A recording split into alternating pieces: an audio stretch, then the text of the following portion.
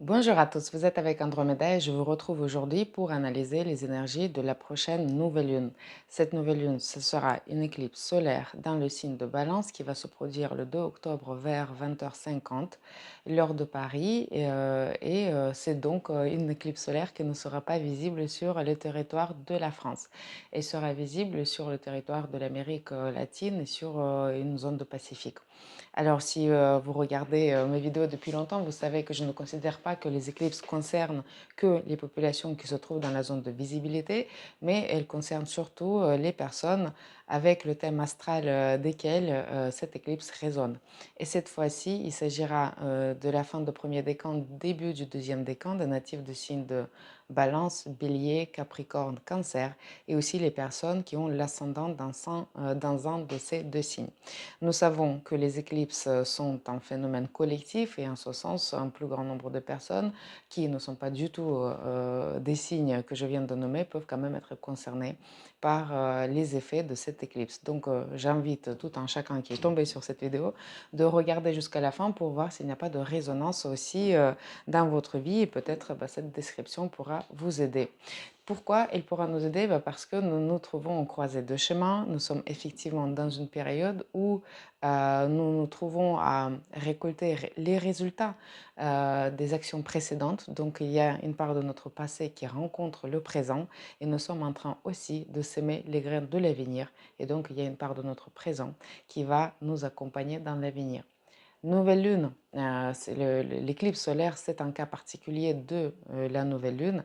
Et la nouvelle lune, c'est toujours une naissance d'une nouvelle énergie, c'est une nouvelle étape, nouvelle phase qui s'ouvre pour certaines personnes et pour de nombreuses personnes, c'est un nouveau départ. Et pourtant, l'idée du futur, elle est encore incertaine, voire obscure pour certaines personnes. Et ici, nous retrouvons plutôt une idée quand même de la fin de quelque chose puisque cette éclipse solaire, il se trouve en conjonction avec le nœud lunaire sud. Le nœud lunaire sud, il va souvent nous enlever quelque chose, il va nous inviter à laisser quelque chose définitivement dans le passé et il va aussi sonner la fin d'une étape, d'une période. Et cette fin, nous en avons déjà parlé brièvement dans la vidéo précédente consacrée à l'éclipse lunaire dans le signe de Poisson, où nous avions dit que la période ressemblait à comme si on traversait un pont, le pont qui s'écroulait derrière nous. En fait, cette idée de pont qui s'écroule derrière nous, une phase qui se termine définitivement, elle est réitérée par l'idée de cette éclipse solaire, mais d'une façon un peu plus officielle, si je peux dire ainsi, puisque effectivement, le signe de Balance nous parle souvent d'une certaine officialisation. Donc, il peut y avoir une décision officielle, il peut y avoir une décision de justice, il peut y avoir une annonce, il peut y avoir un document, quelque chose qui a une nature officielle, qui peut signer la fin d'une certaine période et qui peut, par la même occasion, nous ouvrir aussi le début d'une autre nouvelle période de notre vie. Il peut y avoir aussi une idée d'une certaine justice et de l'équilibre. Et alors que l'équilibre, c'est plutôt une notion objective, l'idée de justice, surtout dans le thème astral de cette éclipse solaire, c'est quelque chose de complètement subjectif. Parce que cette éclipse solaire, elle se trouve aussi en conjonction avec la lune noire. Alors, la lune noire, cette présence, cette conjonction avec l'éclipse solaire, elle va peut-être parfois biaiser l'idée de justice dans certains cas. On peut tout à fait ici aller rechercher une idée de justice très très très subjective. On va rechercher notre justice, on va rechercher la poursuite de ce que nous on considère juste. Et cette idée, il est aussi confirmée par la présence de carré de cette nouvelle lune à Mars. Et effectivement, Mars, il va donner cette idée de combat souvent très très subjective. Et effectivement, on peut donc aller s'estimer parfois les victimes de l'injustice si les choses ne se passent pas dans notre sens, mais ça ne veut pas dire pour autant que la situation devient déséquilibrée. Je vous invite, si vous êtes dans ce cas de figure, à prêter une attention particulière par rapport à ce que vous considérez juste, ce que vous considérez injuste et surtout comparer ça à une certaine idée de l'équilibre, l'équilibre majeur.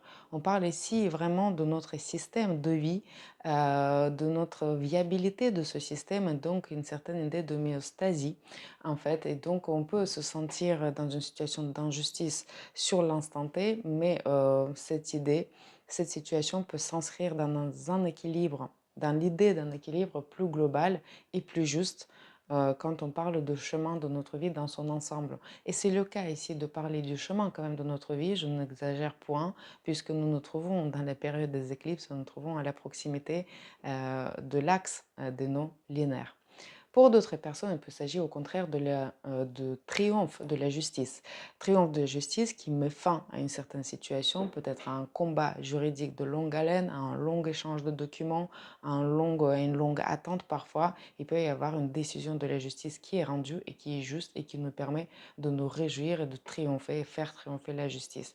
Donc parfois, ça peut être accompagné d'une certaine aussi compensation financière puisque il y a aussi Vénus qui maîtrise cette nouvelle lune qui se trouve dans le signe de Scorpion, le signe de finance, le signe aussi parfois de compensation, que s'il s'agisse d'assurance, qu'il s'agisse de la justice, qu'il s'agisse de la partie d'une récompense, on va dire, compensation d'une certaine idée de préjudice.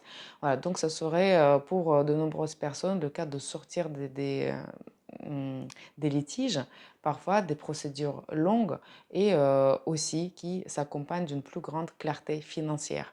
Et aux aspects positifs de Vénus, on peut croire qu'il s'agit plutôt d'une situation financière plus intéressante, parfois positive et qui nous permet une certaine certitude de l'amélioration des finances, puisqu'effectivement Vénus se trouve dans un beau trigone très stable avec Mars et aussi avec Saturne. Il y a une idée ici donc de sortie d'une situation d'hésitation qui a pu déjà se produire, qui peut se produire à l'occasion de cette éclipse solaire, qui peut se produire plus tard quand on sera au moment entre les deux éclipses et quand le soleil transitera le signe de Capricorne. Mais il y a donc idée en fait de trancher. Et c'est pour ça que j'ai appelé cette vidéo trancher, puisque on retrouve Mars au carré au point de cette nouvelle lune et Mars c'est on va dire un outil justement coupant et on se trouve au carré, un carré qui suppose à régler un problème, à justement apporter une solution et de trouver une voie de sortie. Et donc, pourquoi cette voie de sortie ne s'accompagnera pas avec une idée de prise de décision, avec une action également. Nous sommes dans des signes cardinaux et donc avec une idée de trancher. Parfois, c'est la justice qui va trancher. Parfois, ce besoin de trancher peut venir de l'intérieur de nous. Donc, effectivement, certaines personnes peuvent être fatiguées, épuisées, que de se trouver dans une situation d'hésitation, entre deux jobs, entre deux lieux, entre deux partenaires, entre deux cas de figure quelconques, hein, entre deux pays parfois, et que effectivement, il y a un besoin croissant qui se fait sentir de l'intérieur afin de pouvoir prendre une décision. Ça ne veut pas dire encore de passer une action tout à fait exprimée à assumer, mais ne serait-ce que de prendre une décision intérieure, ça peut déjà être un grand pas vers notre avenir dont on sème actuellement les graines. Il peut s'agir d'une sortie de situation, on va dire, d'hésitation et d'attente, puisque nous sommes devenus un peu un acteur passif d'un besoin des autres personnes dans notre entourage de trancher. Et en ce sens-là, on peut se trouver dans une position de rupture, de couple, d'une relation officielle, de partenariat, de contrat. On peut donc parler ici d'un licenciement, parfois économique, où notre employeur se devait justement protéger un équilibre et viabilité de son système. Et donc, on peut quelque part être dans la situation où on doit assumer la prise de décision des autres personnes et que quelque part, la part de notre avenir, il s'écrit un peu malgré nous, mais qui nous permet malgré tout de retomber sur un certain équilibre et que par cette biais, par cette rupture et cette idée de trancher malgré nous, on arrive à retomber un petit peu mieux dans les situations d'équilibre pour la meilleure, on va dire, configuration pour notre évolution. De cette situation et le cas de figure dont on peut être témoin, on sort un peu transformé. Nos relations peuvent être transformées, nos différents contrats, nos différentes relations, y compris diplomatiques, peuvent être transformées puisqu'effectivement Vénus se trouve dans le signe de transformation qui est le signe de Scorpion. Euh, Comment est-ce qu'on peut traduire cette idée de transformation et l'insérer dans le contexte plus global de notre évolution? Nous nous rappelons que le nœud lunaire, il se trouve dans le signe de Bélier et que durant toute cette période, on était invité à aller vers plus d'autonomie, plus d'indépendance, plus de prise d'initiative et plus surtout de responsabilité pour son propre cas et pour sa propre vie. et que quelque part, pour pouvoir aller dans cette direction-là, on se devait aussi de revoir nos différentes relations, de revoir l'équilibre dans ces relations, parfois de revoir notre système de création de ces relations, de notre système de valeurs qu'on mettait en place dans ces relations-là. Bah, tout ceci a peut-être fini par être revu et que pour certaines personnes, on peut finir avec des histoires parfois amoureuses qui n'étaient plus viables, qui ne correspondaient plus à notre idée d'indépendance, d'autonomie, d'enthousiasme, où on n'avait pas la place qu'on souhaitait avoir et qu'aujourd'hui, on est en train de transformer aussi nos relations pour y insérer un petit peu plus de cette image de signe de bélier. Et effectivement, ça s'accompagne avec une idée de responsabilité pour ce propre cas, et c'est pour ça que parfois, nous aussi, on est amené à trancher et de prendre des décisions. Mais par les moments, on refuse cette part de responsabilité, et dans ce cas-là, on reste coincé dans une situation où on réclame quelque chose de notre partenaire et on se sent victime de l'injustice. L'idée de victime, je vous rappelle, sonnait déjà très fort dans la dernière éclipse lunaire dans le signe de Poisson, et que nous n'arrivons pas ni nous sortir de cette situation, ni y trouver en fait notre équilibre sain. Dans ce cas-là, on peut s'attendre à des disputes. Mars est carré au point de cette nouvelle lune, Mars est carré aussi à Mercure. On peut s'attendre même à une forme de violence. Et là, j'ai envie d'attirer quand même l'attention de toutes les personnes et surtout des femmes qui se trouvent dans des situations conflictuelles à potentiel de violence, de faire vraiment, vraiment très attention par rapport à cette période-là, puisque Mars il va rétrograder aussi dans le signe de Cancer, il y est très présent et on peut en tout cas envisager ici une idée de dispute familiale, de rupture familiale, voire de la violence familiale. À l'occasion de cette éclipse solaire, Vénus se trouve dans un signe qui n'est pas le plus doux et le plus, on va dire, clément, qui est le signe de Scorpion. Donc, moi, je ne veux pas exclure les cas de violence, surtout faites sur des femmes. Et j'invite chaque femme de sonner l'alarme plus tôt que, on va dire, oui, plus tôt que trop tard, et que c'est important de prendre la responsabilité, ne serait-ce que pour sa propre sécurité. Donc si on sent que ça chauffe, si on sent qu'on n'arrive pas à se trouver l'accord, revenons aussi à nos propres besoins et recherchons, on va dire, des opportunités, des possibilités pour trancher afin d'assurer notre propre sécurité et d'assurer nos propres besoins. Alors justement, Mars, dans ce signe de Cancer, il nous parle de l'idée de défendre son territoire.